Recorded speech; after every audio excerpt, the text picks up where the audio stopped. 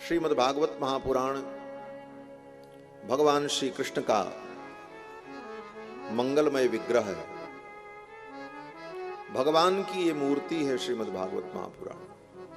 कैसी मूर्ति? बोले शब्दमयी मूर्ति। शब्दमयी मूर्ति के रूप में, भागवत के रूप में भगवान कृष्ण ही हमारे आपके मध्य में विराजमान। तेनेयम वांगमयी मूर्ति ही प्रत्यक्षा वर्तते हरे। भगवान कृष्ण की प्रत्यक्ष शब्दमयी मूर्ति श्रीमद् भागवत महापुराण। श्री वेद व्यास जी ने इस मूर्ति का निर्माण किया। 18,000 श्लोकों में भागवत की रचना की और फिर भगवान ने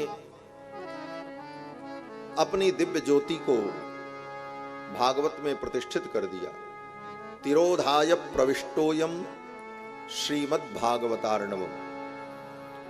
भगवान जब अपनी लीला को पूर्ण कर निज धाम जाने लगे तो भगवान ने अपनी ज्योति को, अपने तेज को भागवत में ही प्रतिष्ठित कर दिया। द्वापर युग में भगवान ने अपनी लीला का संवरण किया, लेकिन भगवान कहीं गए नहीं, आज भी यही है धरती पर। किस रूप में? बोले श्रीमद् भागवत के रूप। और श्रीमद् भागवत को अगर आत्मसात किया जाए तो भगवान की दिव्य अनुभूति इसी शरीर से, इसी धरामंडल पर, इसी वातावरण में जीव को प्राप्त हो जाती। लेकिन विडंबना यह है कि हम बाहर भगवान को खोजते हैं और भागवत की कथा को केवल कहानी समझ करके सुन लेते। इसी में भगवान है और ये बड़ी तात्विक कथा है। इसे बड़े ही ध्यान से, बड़ी गंभीरता से और बड़े ही विश्वास से श्रवण किया जाए और श्रवण करके इसका चिंतन हो। श्रोतव्यो मंतव्यो निदिध्यासितव्य। इसे हम श्रवण करें, इसका मनन करें, इसका निदिध्यासन करें, तो परिणाम ये होगा कि इस कथा को सुनकर इसे चित्त में धारण करने पर आपको ये अनुभव होने लगेगा कि भगवान तो नित्य मेरे साथ ही। कहीं अलग भगवान को खोजने जाने की जरूरत नहीं पड़ेगी। भगवान आपके अंदर ही अनुभूति का विषय बन जाएगा। इसीलिए बड़े बड़े ऋषियों ने, मुनियों ने, महात्माओं ने भागवत पर बड़ा मंथन और चिंतन किया। हम लोग तो कुछ नहीं कर पा रहे हैं।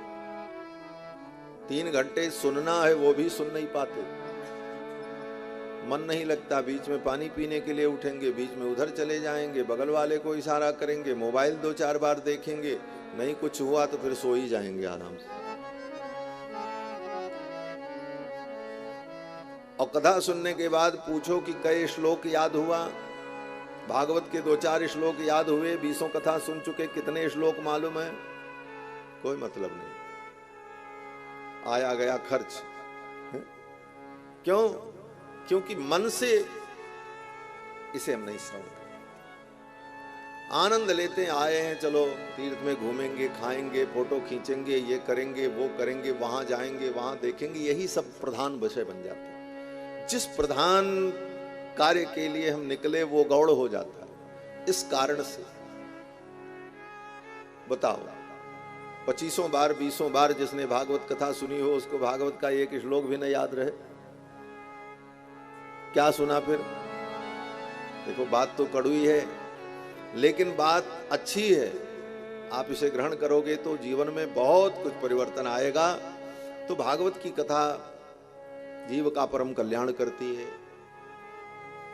द्वापर युग में वेद व्यास जी के रूप में प्रकट होकर के भगवान ने इस ग्रंथ का प्रणयन किया। वेद व्यास जी भगवान के 17वें अवतार हैं। 24 अवतार में भगवान का 17वां अवतार वेद व्यास जी के रूप में।